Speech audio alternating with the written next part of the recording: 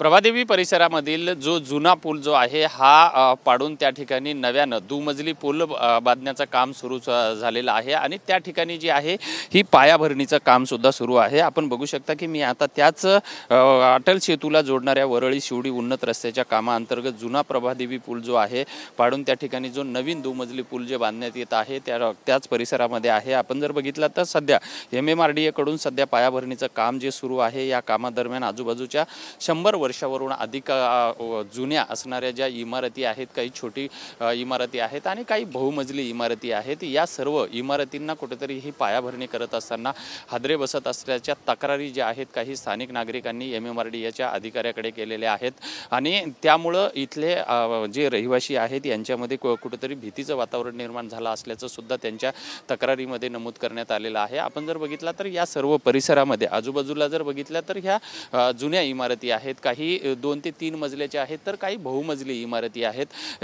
या इमारतीमधले जे रहिवासी आहेत हे फार पूर्वीपासून या ठिकाणी राहतात। मात्र हा जो रस्ता जर बघितला तर हा रस्ता आता या ठिकाणी पाडण्यात आलेला आहे आणि माझ्या पाठीमागे जर बघितलात तर हा जो शिवडी पूल ब्रिज जो आहे हा ब्रिज या ठिकाणावरून पूर्णपणे पाडण्यात आलेला आहे। या ठिकाणी MMRDAच्या कडून माती भरणीचं जे काम आहे हे सुद्धा या ठिकाणी चालू आहे।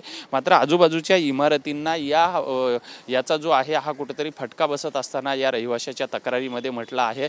त्यामुळे ह्या ब्रिजचं काम करत असताना या MMRDA कडून कुठेतरी अत्याधुनिक यंत्राचा वापर करावा जेणेकरून आजूबाजूच्या रहिवाशांना सुद्धा याचा फटका बसणार नाहीये आणि त्यांच्या इमारतीला सुद्धा हादरे बसणार नाहीयेत। त्यामुळे रहिवाशांमध्ये जे भीतीचं वातावरण निर्माण झालेलं आहे ते भीतीचं वातावरण निर्माण होणार नाहीये। व्हिडिओ जर्नलिस्ट प्रेम म्हात्रेसह विजय गायकवाड, TV9 मराठी, मुंबई, प्रभादेवी।